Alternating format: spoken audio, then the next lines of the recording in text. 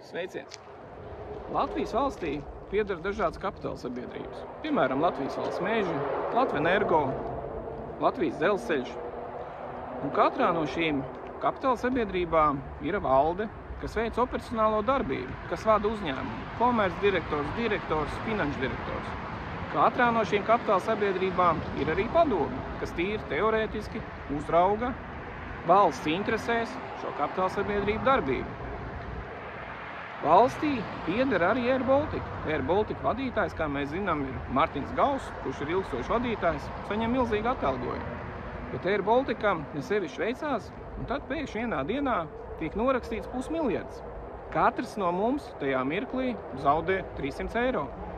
Un tad man ieinteresēja, kas tad ir tie padomas locekļi. Izrādās Air Baltica ir veseli 4 padomas locekļi. Klaus Vasks, Kaspars Ozoliņš, Andris Liepiņš un Lārs Tūsen.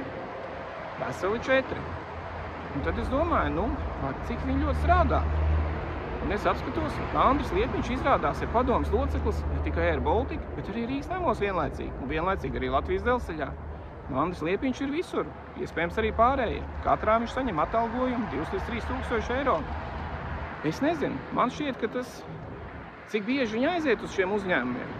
Un vispār skatoties uz šo Air Baltica sāgu, vai vispār valsts ir nepieciešams šie padomas locekļi, vai nevarētu būt viens padomas loceklis, kurš uzrauga atbilstošo kapitāla sabiedrību un tiešām to dara no sirds un kontrolē, kas tur notiek. Paldies!